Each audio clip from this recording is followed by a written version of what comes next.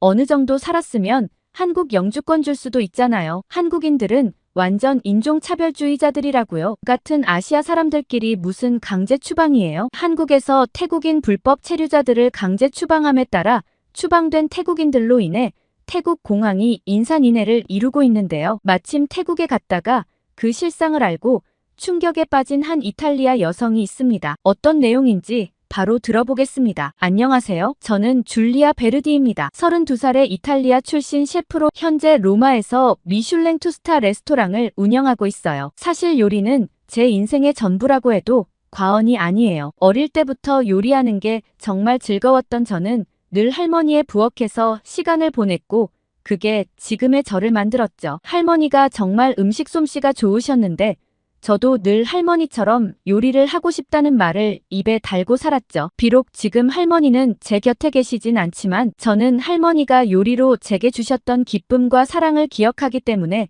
저도 요리로 다른 사람들에게 즐거움을 전하고 싶었어요. 그래서 요리사의 길을 선택했죠. 할머니 손맛을 그대로 빼닮은 저는 레스토랑을 오픈하자마자 성공적이었어요. 특히 제 레스토랑은 이탈리아 전통 요리에 현대적 감각을 더한 것으로 유명해요. 그래서 저도 매년 늘 새로운 식재료와 음식을 경험하러 여행을 많이 떠나는 편인데요. 제가 정말 푹 빠져있는 음식은 바로 아시아 음식이에요. 그래서 매년 새로운 메뉴를 개발하기 위해 아시아로 음식 여행을 떠나곤 해요. 올해는 손님들이 특히 태국 음식 퓨전 요리에 좋은 반응을 보여주셨습니다. 작년에 태국 여행을 와서 용과라는 과일을 기반으로 만든 파스타 소스가 정말 인기가 많았고 리조또에 코코넛 밀크를 넣었을 때도 손님들 반응이 너무 좋았었어요. 그래서 올해도 방콕으로 미식 여행을 한 번 더 떠나기로 했죠. 그런데 태국 수완나폼 공항에 내리자마자 저는 뭔가 분위기가 심상치 않음을 직감했습니다. 공항 로비는 평소와 달리 긴장감이 감돌고 있었고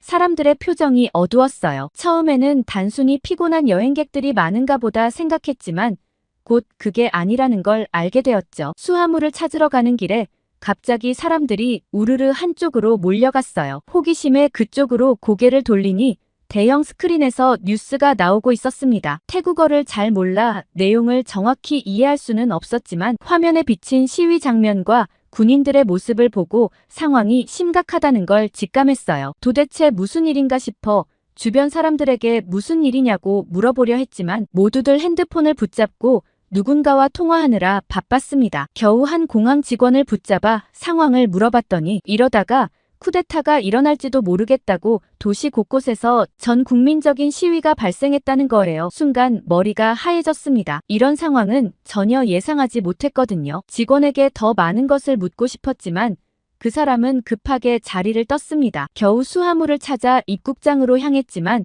그곳의 상황은 더 혼란스러웠어요. 수많은 사람들이 이리저리 모여들어 아수라장이 따로 없었습니다. 공항 직원들은 상황을 통제하려 애쓰고 있었지만 패닉 상태에 빠진 사람들을 진정시키기엔 역부족이었죠. 공항 밖의 상황도 별반 다르지 않았습니다. 거리는 아수라장이었고 수많은 태국 사람들로 거리가 북적였어요. 택시를 잡으려 했지만 모든 차량이 꽉 차 있었죠. 그때 갑자기 태국 군인이 제 앞에 나타났어요. 순간 겁에 질렸지만 지금 강제 추방당한 태국인들이 워낙 많아 여기서는 시내로 접근할 수 없을 거라며 따라오라고 했죠. 저는 강제 추방이라는 말에 의아했습니다. 공항에 있던 그 많은 사람들이 다 강제 추방을 당한 건가 싶은 생각이 들었죠. 그래도 태국은 관광도시인 만큼 외국인 관광객들을 대상으로는 따로 시내로 이동할 수 있는 교통수단을 제공해주는 듯 했습니다. 저는 태국 군인을 따라 좁은 골목길로 들어섰고 골목을 빠져나와 도착한 곳은 작은 사원이었어요. 그곳에는 이미 여러 외국인 관광객들이 몰려 있었습니다. 군인은 잠시만 기다리면 차량이 올 거라고 얘기했죠. 이미 많은 외국인들이 태국 현지 상황에 굉장히 당황하고 있었어요. 이런 뉴스를 접해본 적이 없는데 도대체 태국에서 무슨 일이 일어나는 거냐고 서로 궁금해했죠. 그러는 와중에 대형 관광버스 차량이 도착했고 다들 그 차량을 타고 방콕 시내로 이동했습니다. 힘겹게 숙소에 도착한 다음 저는 진이 다 빠졌어요. 여행의 설렘은 이미 사라지고 없었죠. 그래도 이왕 온 김에 뭐라도 해야겠다는 생각에 단골 태국 식당을 찾아갔습니다. 평소 이 식당의 팟타이는 제가 가장 좋아하는 태국 음식이었거든요. 식당에 들어서자 사장님이 반갑게 맞아주셨어요. 하지만 평소와는 다른 무거운 분위기가 느껴졌습니다. 사장님의 얼굴에는 피곤함이 가득했고 평소의 활기찬 모습은 찾아볼 수 없었어요. 주문을 하고 음식을 기다리는 동안 사장님이 제게 다가와 앉으셨습니다. 그리고는 한숨을 쉬며 말을 꺼내셨어요. 사장님은 요즘 장사가 잘 안 된다고 말씀하셨습니다. 관광객도 줄고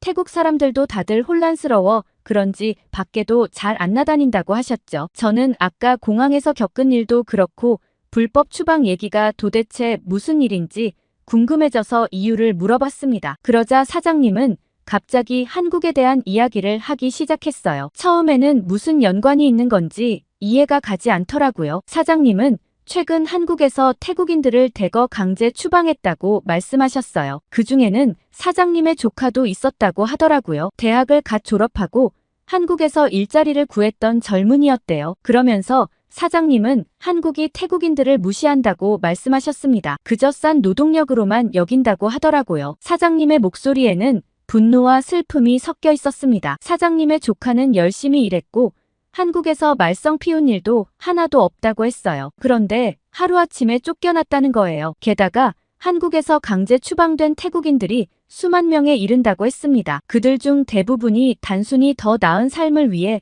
한국에 갔던 사람들이라고 하더라고요. 그 때문에 사장님은 지금 태국에서 밴 코리아 운동이 한창이라고 말씀하셨습니다. 저는 그게 무슨 뜻인지 물어봤더니 한국 여행도 가지 말자는 거고 한국이 태국인들을 이렇게 대했으니 태국인들도 그들에게 같은 방식으로 대하자는 거라고 하더라고요. 저는 놀라움을 감출 수 없었습니다. 한국에 대해 들어본 적은 있었지만 이런 식의 갈등이 있는 줄은 몰랐거든요. 사장님은 계속해서 이야기를 이어갔습니다. 한국 사람들은 같은 아시아 사람이면서 태국인들을 무시한다고 말씀하셨어요. 그저 가난한 나라에서 온 사람들로만 본다고 하더라고요. 하지만 태국인들도 자존심이 있고 태국 문화도 소중하며 태국 음식도 세계적으로 유명하다고 강조하셨습니다. 저는 그런데 시위는 왜 일어나는 거냐고 물어봤죠. 그러자 사장님은 태국 정부에게 한국의 강경한 태도를 취하라는 사람들이 시위를 여는 거라고 했어요. 정부에서 강대국인 한국의 비위에 맞춰 저자세로 나오니 이렇게 추방당하는 거 아니냐고 하시면서요. 태국 관리들은 다 매국노라면서 그나마 국방부 장관이 서울은 3일 만에 다 쓸어버릴 수 있다고 얘기해서 지금 여론의 굉장한 지지를 받고 있는 중이라고 하더라고요. 저는 사장님의 말만 듣긴 했지만 이게 정말 사실이라면 한국은 인종차별이 굉장히 심한 나라라는 생각이 들었어요. 이어서 사장님은 이제 태국인들은 절대 한국에 가지 않을 것이라고 말씀하셨어요. 한국 제품도 사지 않을 거라고 하더라고요. 태국인들의 자존심을 지켜야 한다고 강조하셨습니다. 그러면서 사장님도 내일부터는 시위에 동참할 예정이라며 오늘 잘 왔다고 하셨어요. 사장님의 말씀이 끝나자 주문했던 팟타이가 나왔습니다. 하지만 평소와는 달리 음식의 맛을 제대로 느낄 수 없었어요. 머릿속은 온통 사장님의 이야기로 가득 찼습니다. 이렇게 큰 외교 문제가 발생하고 있다는 게 이해가 안 갔고 한국인들은 왜 태국인들을 미워하는 건지 알 수가 없었거든요. 먹는 둥 마는 둥 하고 호텔로 돌아오는 길거리 곳곳에서 밴 코리아 포스터를 볼 수 있었어요. 시위에 참여한다며 문을 닫은 가게들이 정말 많이 있더라고요. 태국의 상황이 점점 악화되면서 제 여행 계획은 완전히 흐트러졌습니다. 거리는 한산해졌고 대부분의 상점과 식당이 문을 닫았어요. 유명 관광지조차 휴업에 들어갔죠. 이대로는 태국에 더 머물 수 없다는 판단이 섰습니다. 호텔 로비에서 다음 목적지를 고민하며 노트북을 펼쳤어요. 이대로 이탈리아로 돌아가기에는 비행기 티켓값과 시간이 너무 아까웠거든요. 저는 다른 아시아 나라를 생각해봤고 중국과 한국을 떠올렸습니다. 두 나라 모두 풍부한 음식 문화로 유명했죠. 중국은 다양한 식재료와 조리법으로 유명했고 한국은 발효 음식과 건강식으로 주목받고 있었거든요. 그런데 아무래도 한국은 김치나 비빔밥 그리고 김밥이 전부인 것 같다는 생각이 들었고 그닥 새로울 게 없다는 느낌이 들었어요. 그런데 중국은 워낙 땅도 넓고 식재료도 다양하니 다양한 지방 요리를 경험해보자는 생각에 중국행을 결정했습니다. 하지만 저는 좌절하고 말았어요. 예약 사이트에 들어가 보니 가장 빠른 중국행 비행기를 타려면 일주일이나 기다려야 하더라고요. 그때까지 태국에 머물 순 없었어요. 어쩔 수 없이 다른 옵션을 찾아보다 내일 오후에 출발하는 한국행 비행기를 발견했습니다. 솔직히 아쉬웠지만 다른 선택이 없겠다 싶어 한국행을 선택했습니다. 원래 예상보다 훨씬 빨리 공항으로 출발했어요. 아무래도 어제처럼 아비규환인 상황일 테니 비행 시간에 늦을 수도 있다는 생각이 들었거든요. 아니나 다를까 공항엔 어제보다 더 많은 사람들이 몰려있는 것 같았습니다. 군인들이 질서를 정리하려 노력하는데도 워낙 인파가 많아 쉽지 않았죠. 체크인 카운터는 긴 줄로 가득했고 직원들은 정신없이 움직이고 있었습니다. 평소보다 훨씬 많은 대기 시간을 거쳐 겨우 비행기에 탑승하고 자리에 앉았어요. 이번 여행은 왜 이렇게 고생일까 싶었죠. 한숨을 푹 하고 쉬는데 옆자리에 한국 승객과 눈이 마주쳤습니다. 그는 주원 씨라는 한국 사람이었어요. 주원 씨는 미소를 지으며 쉽지 않죠? 라며 영어로 인사를 건넸어요. 아무래도 비행기 한 번 타는 게 너무 힘들었으니 공감이 갔습니다. 그렇게 비행기가 이륙하고 한참이 지났을 때 주원 씨가 물었어요. 한국에 가본 적 있냐고요? 없다고 대답하자 그분은 한국에 대해 이것저것 설명해주기 시작했어요. 그렇게 대화를 나누다 보니 주원 씨가 태국 오지에서 의료봉사 활동을 하고 돌아오는 길이라는 걸 알게 되었어요. 한 번씩 태국에서 의료봉사를 하고 온다는 얘기에 너무 멋있어 보이더라고요. 그런데 이번엔 의료봉사를 시작하고 얼마 안 돼요. 바로 돌아왔다고 했습니다. 이번 불법 체류자 문제 때문이었죠. 저는 식당 사장님의 얘기가 떠올라 한국에서 인종차별이 심해 태국인들을 추방하고 있다는 게 사실이냐고 물었고 주원 씨는 황당한 표정으로 저를 바라보았습니다. 그러더니 잠시 생각에 잠겼고 천천히 말을 이어갔습니다. 그는 제가 들은 이야기가 사실과 다르다고 설명해 주었어요. 한국 정부가 태국인들을 단순히 인종차별로 추방하는 것이 아니라고 말이죠. 주원 씨 말로는 최근 몇 년 사이 한국 내 태국인 불법 체류자 수가 급증했다고 해요. 그 수가 무려 20만 명을 넘어섰다고 하더라고요. 이는 전체 외국인 불법 체류자 중 가장 높은 비율이라고 했어요. 그러면서 한국에 여러 사회 문제가 발생했다고 했죠. 특히 대규모 불법 위장 취업 문제나 마약 유통이 심각한 사회 문제라고 했습니다. 이런 문제들이 한국 정부의 대응을 불가피하게 만들었다고 해요. 하지만 주원 씨는 이것이 결코 인종차별이 아니라고 얘기했어요. 한국 정부가 불법 체류 문제를 해결하기 위해 노력하고 있지만 동시에 합법적인 체류자들의 권리는 보호하고 있다고 말이에요. 저는 태국 사장님 말씀만 듣고 한국에 대해 크게 오해할 뻔했어요. 주원 씨 얘기를 들어보니 전적으로 태국에 책임이 있는 것 같았고 당연히 태국 정부는 한국에 대해 사과하는 게 맞다는 생각이 들더라고요. 그런데 일부 시민들은 그런 정부에 반대하는 시위까지 열고 있다니 상황 파악을 제대로 못한 것 같았죠. 그런데 주원 씨와의 대화에 몰입해 있던 저는 갑자기 배에서 느껴지는 불편함에 인상을 찌푸렸어요. 한 번씩 아시아 국가를 여행할 때는 물가리처럼 배탈이 나곤 하는데 하필 비행기에서 이런 일이 생겼던 거죠. 제가 계속 화장실을 왔다 갔다 하자 제게 뭔가 이상이 생겼다는 걸 눈치챈 주원 씨가 걱정스러운 표정으로 물어보더라고요. 저는 괜찮다고 했지만 그는 의사의 눈으로 봤을 때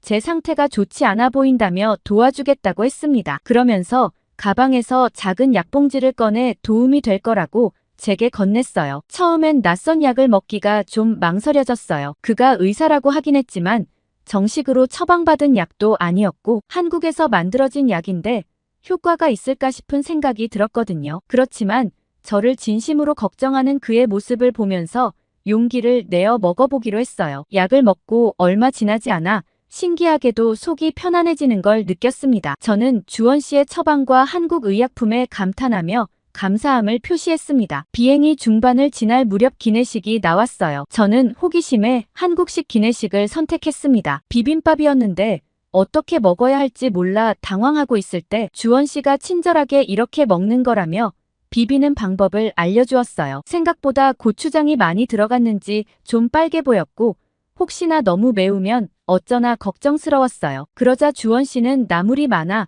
괜찮을 거라며 한번 먹어보라고 하더라고요. 저는 매운 걸 좋아하는 편이긴 하지만 한국 음식은 워낙 맵다는 얘기를 들어서 잔뜩 긴장한 채 한 입 먹어보았습니다. 그런데 고추장의 매콤한 맛과 고소한 참기름 그리고 아삭아삭한 나물들이 너무 조화로웠어요. 살짝 매운맛이 전체적인 음식의 감칠맛을 더욱 살려주는 것 같더라고요. 이걸로 만든 다른 요리들도 너무 맛있겠다는 생각이 들었어요. 그러자 주원 씨는 한국에는 고추장으로 정말 많은 음식을 만들 수 있다고 얘기하며 꼭 찾아 먹어보라고 하더라고요. 그렇게 맛있게 기내식을 마무리하고 양치를 하기 위해 자리에서 일어나려는데 갑자기 비행기가 흔들리기 시작했어요. 저는 무게중심을 잃고 뒤로 쓰러졌고 그대로 주원 씨의 무릎 위에 앉게 되었습니다. 너무 부끄러워서 얼른 일어나고 싶었지만 난기류가 워낙 심해 중심을 잡기 어려웠어요. 제가 민망해하자 주원 씨는 괜찮다며 일단은 이렇게 있고 난기류가 지나면 일어나도 괜찮다고 했죠. 그러면서 제가 흔들리지 않도록 꼭 잡아주었습니다. 얼굴이 화끈거리더라고요. 그런데 주원 씨 근처에서 좀 이상한 냄새가 났어요. 비누 냄새도 향수 냄새도 아닌 것 같았는데 은은하고 포근한 향기가 났죠. 저도 모르게 외간 남자의 냄새를 맡고 있다고 생각하니 너무 당황스러웠고 때마침 비행기의 흔들림이 멈췄어요. 저는 바로 자리에서 벌떡 일어나 괜히 기침을 두어 번 하고는 화장실을 가겠다며 후다닥 자리를 떴어요. 자리에 돌아오고 나서는 괜히 어색해서 한마디도 못하고 영화 보는 척만 했어요. 속으로는 계속 아까 있었던 일 생각뿐이었죠. 비행기가 인천국제공항에 착륙하기 직전 주원 씨는 제게 연락처를 건네주었어요. 한국에 머무는 동안 도움이 필요하면 언제든 연락하라고 했습니다. 도움이 필요하지 않아도 연락해도 되나요? 라고 순간 말할 뻔했지만 그 말만큼은 꾹 참고 알겠다고 얘기했습니다. 서울에 도착한 첫날 저는 호텔 주변을 산책하며 한국 음식점들을 둘러봤어요. 하지만 메뉴판에 적힌 비빔밥, 불고기, 김치찌개 같은 익숙한 이름들은 제 호기심을 자극하지 못했습니다. 이미 알고 있는 음식들 말고 진짜 한국인들이 즐겨 먹는 특별한 요리를 맛보고 싶었어요. 아무래도 골목 사이사이에 이런 가게들이 많을 것 같다는 생각을 했고 번화가에서 벗어나 작은 동네의 골목을 막연히 헤매기 시작했습니다. 그러다 골목 깊숙한 곳에 위치한 작은 가게 앞에 멈춰 섰어요. 딱 제가 찾는 그런 가게인 것 같았죠. 간판도 없는 허름한 외관에 잠시 당황했지만 문을 열고 들어서자 활기찬 분위기에 놀랐습니다. 테이블마다 사람들로 가득했고 맛있는 냄새가 코를 자극했어요. 아주머니께 가게 이름을 여쭤봤더니 포장마차라고 설명해 주셨습니다. 제가 생각하기에는 길거리 음식점의 일종인데 현지인들이 술과 함께 간단한 요리를 즐기고 가는 곳인 듯 했어요. 주인 아주머니께서 다가와 메뉴판을 보여줬고 저는 한국어를 할 수 없었기에 주변 테이블을 보고 대충 2가지 메뉴를 골랐습니다. 그러자 아주머니께서 보인 반응에 저는 깜짝 놀랐어요. 너무 많다며 하나만 고르라는 느낌이었어요. 그런데 저는 요리를 연구하는 사람으로 사실 더 많이 시키고 싶었지만 음식을 남기는 건 예의가 아닌 것 같아 2개만 시켰거든요. 저를 걱정해주는 아주머니의 행동에 감사했지만 다 먹을 수 있다며 배를 내어 보이는 걸로 제 마음을 대신했어요. 잠시 후 음식이 나오기 시작했어요. 옆 테이블에서 김치찌개랑 비슷하지만 분명 김치찌개는 아닌 음식을 굉장히 맛있게 먹고 있더라고요. 그 음식은 부대찌개였어요. 나중에 알고 봤더니 부대찌개는 한국 전쟁 이후 미군 부대에서 나온 재료들로 만들어진 음식이라고 하더라고요. 그 설명을 보자마자 불과 얼마 전까지만 해도 전쟁의 폐허 속에 있던 한국이 이렇게 발전했다는 게 믿기지 않고 놀랍더라고요. 한국의 어르신들이 정말 대단하다는 생각이 들었어요. 아무튼 부대찌개는 김치찌개처럼 매운 느낌이었지만 훨씬 오묘한 맛들이 많이 났어요. 건더기도 너무 많아 골라 먹는 재미가 있더라고요. 제가 부대찌개 재료 중 한 가지를 보고 정말 깜짝 놀란 게 하나 있었는데요. 바로 스팸이에요. 스팸은 보통 이렇게 요리로 거의 먹지 않는데 매콤한 국물에 들어가 있으니 짭조름하면서 구수한 게 너무 맛있는 거예요. 서로 어울릴 것 같지 않은 재료들이 이렇게 조화로운 맛을 낼 수 있다니 신기했어요. 그리고 다음 아주머니가 내어주신 메뉴를 보고 저는 소리를 지르고 말았습니다. 내가 시킨 게 정말 이게 맞는지 2~3번 물어봤죠. 한국인들은 뭐 이런 걸 다 먹나 싶었거든요. 멀리서만 봤을 땐 양념치킨 같은 음식인 줄 알았는데 그 메뉴는 닭발이었어요. 아주머니가 계속 저를 말리셨던 게 배부를까봐 그런 게 아니라 이 닭발 때문이었다는 느낌이 들더라고요. 그렇지만 이미 주문하기도 했고 다른 한국 사람들은 너무 맛있게 먹었기 때문에 조금 꺼려졌지만 용기 내어 한 점 집어들었어요. 그러곤 눈을 질끈 감고 한 입 먹어봤죠. 그런데 씹으면 씹을수록 고소하고 매콤한 맛이 입안에 퍼졌습니다. 질긴 식감과 독특한 맛이 오히려 중독성 있게 느껴졌어요. 너무 매워서 좀 힘들었지만 마요네즈 소스를 내어주시기도 했고 같이 나온 주먹밥을 먹으며 매운맛을 달랬어요. 점점 시간이 흐르면서 포장마차는 더욱 북적거렸고 옆 테이블 손님들과 자연스럽게 대화가 오가기 시작했습니다. 처음엔 어색했지만 곧 그들의 친근함에 마음이 열렸어요. 옆 테이블의 아가씨는 닭발은 자기도 못 먹는데 어떻게 먹냐며 웃었고 저는 한국 사람이면 다 먹을 줄 알았다면서 하나 먹어보라며 도리어 제 음식을 건네주었어요. 그리고 그들도 제게 소주를 건네며 같이 한잔 하자고 했습니다. 한국 사람들은 이렇게 술 한 잔에 가까워지고 친해지는구나 생각이 들었고 정이 정말 많은 나라라는 느낌이 들었어요. 그렇게 한동안 옆 테이블 한국 여대생들과 주거니 받거니 하며 많은 이야기를 나누었습니다. 한국 여대생들은 정말 솔직하고 귀여운 매력이 있었어요. 취업이 안 되어 걱정이라고는 했지만 한국의 미래가 워낙 밝기 때문에 금방 헤쳐나갈 수 있다고 했죠. 한국 여대생들과 다음에 꼭 보자며 SNS 아이디를 주고받고 있는데 갑자기 제게 메시지가 하나 도착했어요. 주원 씨가 보낸 내용이었죠. 저는 술도 어느 정도 됐겠다 용기를 내어 한번 만나고 싶다고 얘기했어요. 그러곤 제가 있는 장소를 보냈죠. 그땐 무슨 정신이었는지 모르겠어요. 한참을 그 친구들과 이야기를 하고 보니 꽤나 시간이 늦었고 다시 호텔로 돌아가야겠다고 생각했습니다. 그렇게 자리에서 일어나려는데 골목은 꽤 어두워져 있었어요. 제가 현지인 맛집을 찾으려고 구석구석 들어온 게 기억났죠. 분명 큰 길로 가는 방향이었는데 늦은 밤이라 그런지 점점 인적이 드물어지더니 분위기가 달라졌습니다. 어둡고 좁은 골목길은 왠지 모를 불안감을 주었어요. 그때 갑자기 앞에서 남성 3명이 나타났습니다. 처음엔 그저 지나가는 사람들이려니 했지만 그들의 행동이 이상했어요. 비틀거리며 걸어오는 모습이 술에 취한 것 같기도 했고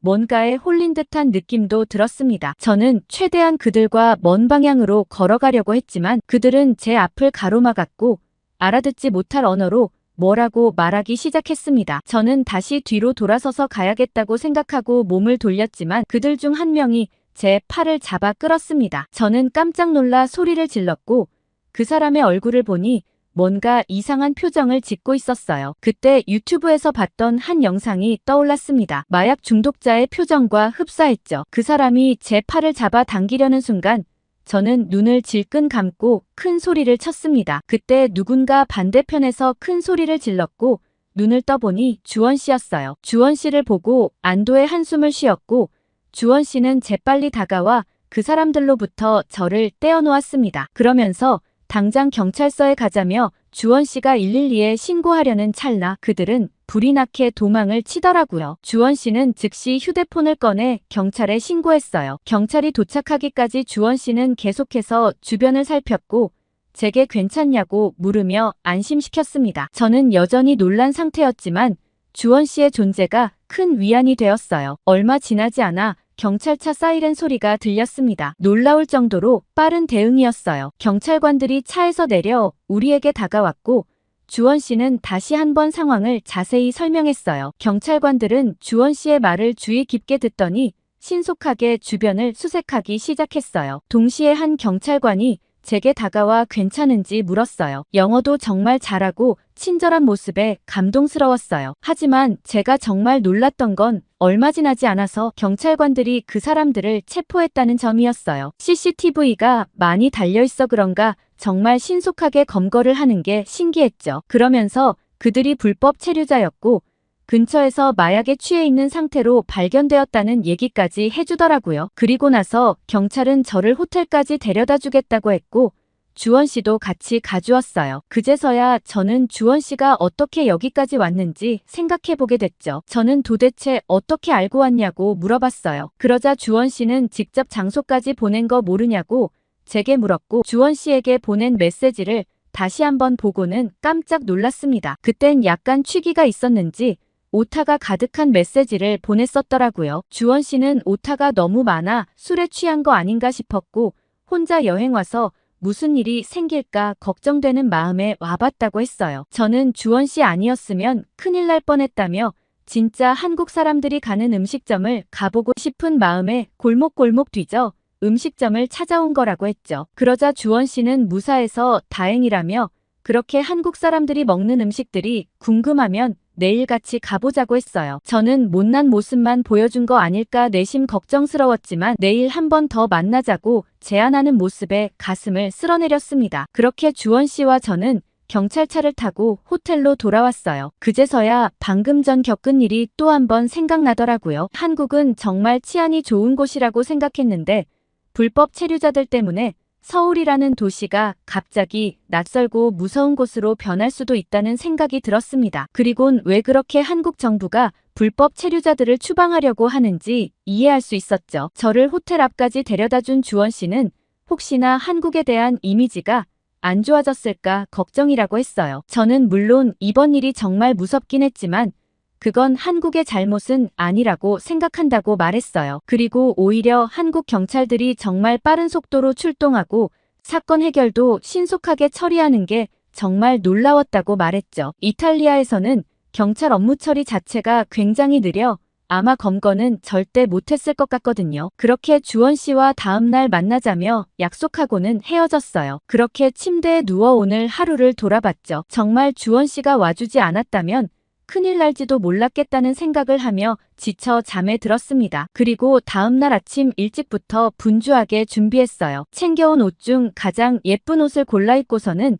주원 씨와 약속 장소에 도착했죠. 주원 씨가 준비한 장소는 시장이었고 저는 너무 흥분했어요. 시장이라면 제겐 보석함 같은 장소거든요. 재료 하나하나가 제겐 다 보석이라 여겨지는데 그걸 모아둔 곳이라니 정말 기대됐어요. 시장 안으로 들어서자 온갖 냄새와 소리가 저를 감쌌고 분주히 오가는 사람들 사이로 다양한 음식 냄새가 코를 자극했습니다. 노점상들은 저마다의 음식을 자랑하며 손님들을 불렀어요. 그리고 시장 한복판에서 빈대떡이라는 음식을 발견했습니다. 주원 씨는 녹두라는 재료로 만든 팬케이크 같은 거라고 하더라고요. 따끈따끈하게 구워진 빈대떡을 한 입 베어 물자 고소한 맛이 입안에 퍼졌어요. 특유의 바삭한 식감과 함께 녹두의 담백한 맛이 어우러져 있었습니다. 간장에 콕 찍어 먹는 맛도 일품이었어요. 팬케이크보다 훨씬 다양한 맛이 어우러져 있었죠. 한국 시장은 정말 여기저기 활기가 넘쳐 흘렀습니다. 살아 숨쉬는 느낌이 들더라고요. 문제는 몇 발자국만 가면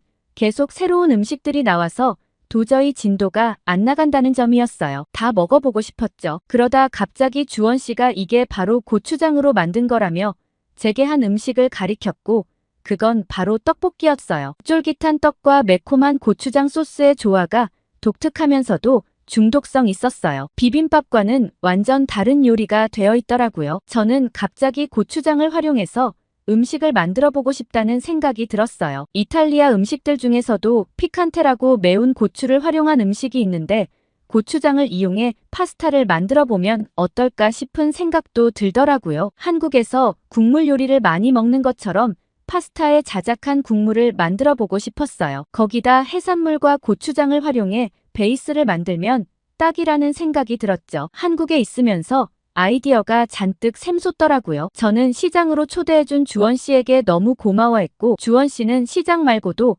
자주 가는 설렁탕집부터 전통 찻집까지 다양한 한국의 음식점들을 제게 소개해 주었어요. 그렇게 한국에서 제 아이디어 노트를 가득 채워 올 수 있었죠. 그리고 헤어지던 날 주원 씨는 고추장 파스타가 완성되면 연락달라며 이탈리아로 날아오겠다고 했어요. 저는 그 말만 듣고도 감동적이었죠. 사실 여행지에서 잠깐 만난 인연은 금세 휘발되기 십상이잖아요. 저는 얼른 이탈리아로 돌아가 밤새 연구를 해야겠다며 웃어 보였습니다. 그리고는 공항에서 처음이자 마지막으로 진하게 포옹을 하고는 헤어졌어요. 아마 인연이라면 다음에 정말 이탈리아에서 또 만날 수 있겠죠? 오늘 줄리아 씨의 사연 어떻게 들으셨어요? 하마터면 불법 체류자들 때문에 안전한 서울의 이미지를 망칠 뻔했다니 정말 화가 나더라고요. 그렇지만 한국인 주원 씨 덕분에 즐겁게 서울을 즐기고 가서 참 다행이라고 생각했습니다. 저라면 곱창을 소개해줬을 것 같은데